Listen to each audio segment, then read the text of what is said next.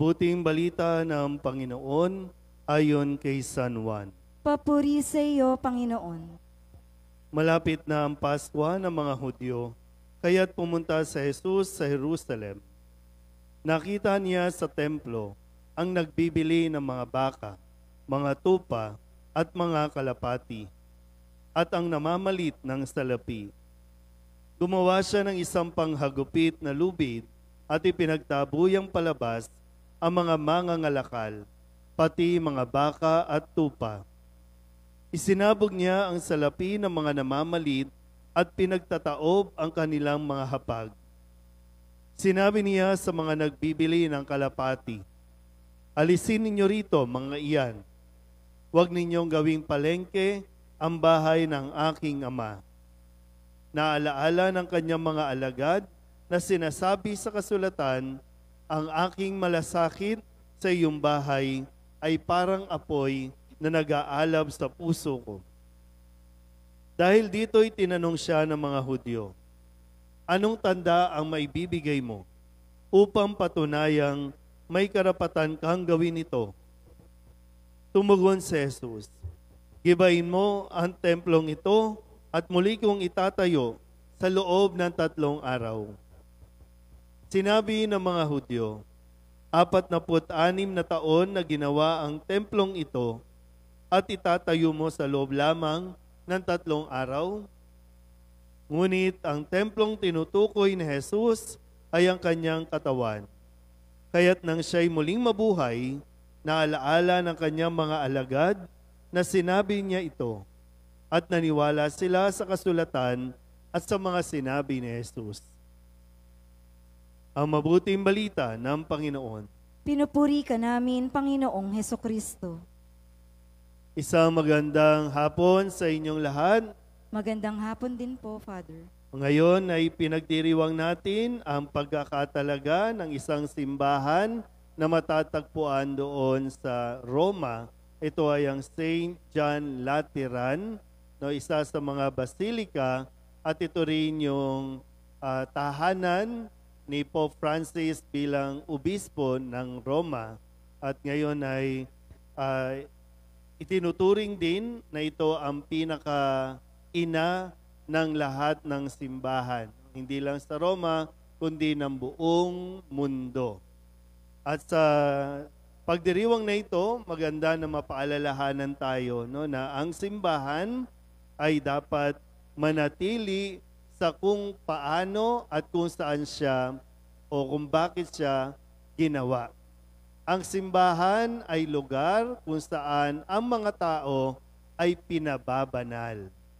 Hindi tayo nagpupunta sa simbahan dahil banal na tayo, kundi ang simbahan ang siyang tumutulong sa atin para maging banal. Parang yung mga pinoportray ninyo, yung mga santo o santa na inyong dinadamit ngayon, nawa katulad nila, mas ma-inspire din tayo na maglingkod sa Panginoon sa kabila ng mga hindi kagandahan na mga nangyayari sa loob mismo ng simbahan.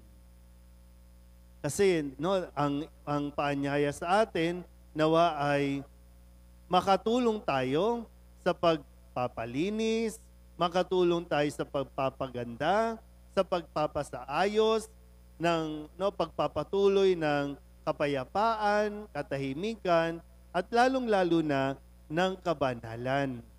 Hindi tayo pumupunta ng simbahan para dumihan ang simbahan.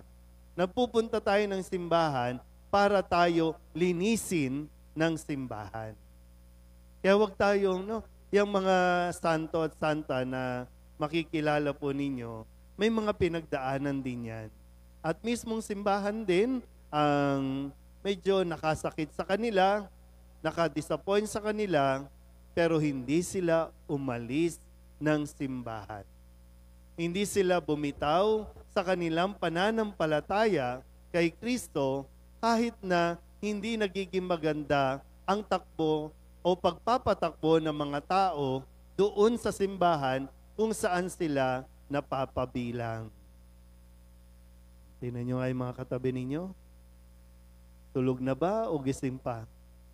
Pinili niyo yung oras na to, nakakaantok eh, di ba?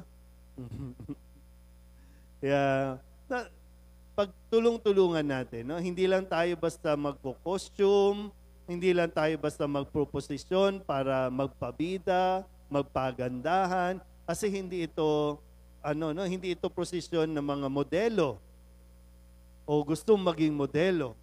Ito ay isang prosesyon na kung saan ay gusto nating ipalaganap na mula sa simbahan, natanggap natin ang kabanalan at ang kabanalang ito ay nais nating ihatid sa mga tao. Makikita kayo ng mga tao. Saan kayo babalik? Saan kayo nanggaling? Saan kayo babalik?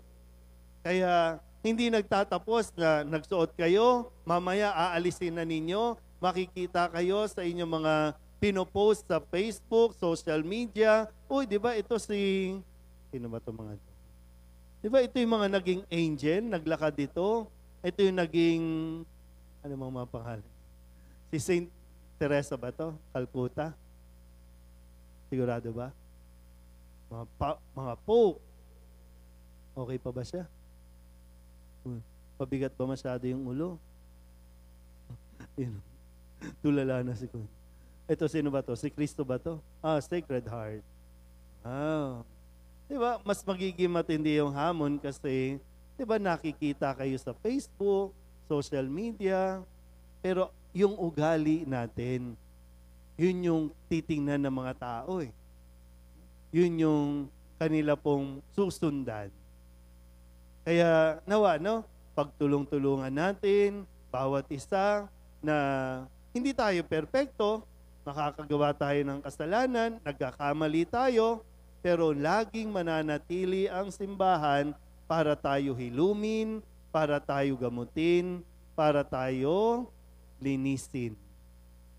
Ang paalala lang sa atin, huwag tayo ang magiging sanhi ng pag-alis ng mga tao sa simbahan. Lalong-lalo na, huwag kang aalis ng simbahan dahil lamang may mga taong may kasalanan. Dapat tayong manatili, dapat tayong magtulungan para nang sa ganon, isang araw, hindi lang tayo magdadamit ng mga santo dahil tayo ay mapapabilang din sa mga banal. Sabihin nyo nga sa katabi ninyo, magpakabanal ka. Sige, sabihin nyo nga ulit sa katabi ninyo, kaya mo naman. Mga bata, kaya naman ha. Kaya dapat hindi tayo nagmumura, iniingatan yung lumalabas sa bibig, di tayo makikipag-away, di tayo makikipagsigawan, kundi idadaan natin lagi sa pagdarasal. Amen?